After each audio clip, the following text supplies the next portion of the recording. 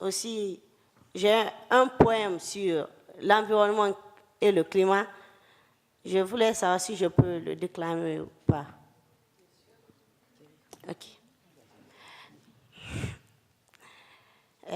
Je suis jeune. Jeune. Si jeune, je vous dis jeune, je le suis. Et encore jeune, me voici.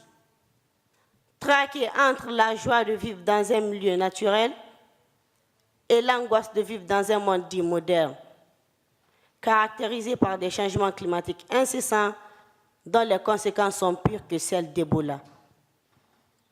Je me rappelle, oui, je me rappelle que depuis les entrailles de ma mère, je me réjouissais de l'heure du parfum des fleurs fanées, du vent frais de l'eau, du crépuscule ambiant du paysage verdoyant.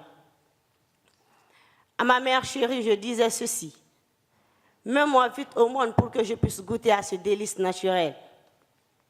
Mais hélas, je dis hélas, cette satisfaction hallucinatoire de ce désir manqué s'est transformée en rêve cauchemardesque le jour où j'ai posé le pied sur le sol de la planète Terre.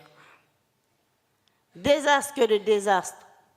La folie meurtrière scientifique de l'homme, qui veut coûte et coûte être maître et possesseur de la nature, a considérablement contribué à la dégradation de l'écosystème, à la destruction de la faune et de la flore, à la pollution de l'environnement.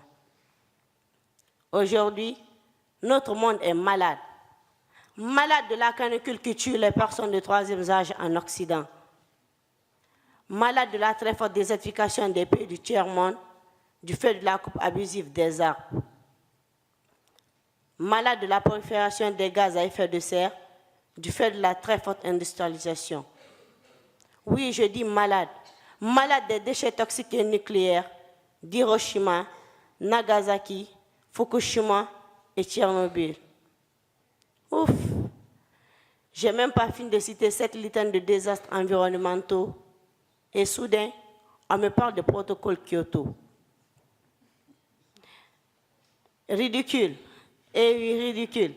On parle d'énergie renouvelable. Quelle conception idéologique et conceptuelle. Au même moment, les États-Unis et la Chine, les deux grands États pollueurs du monde, refusent d'adhérer au protocole de Kyoto. À quelle chapelle prêche-t-on? Alors, décideurs du monde, faisons de la question environnementale notre préoccupation majeure afin d'éviter que l'espèce humaine ne soit menacée d'extinction comme l'ont été les dinosaures. Évitons la dégradation de la couche d'ozone, sinon nous dirons tous un jour au revoir à la Terre et bonjour au ciel. Je vous remercie.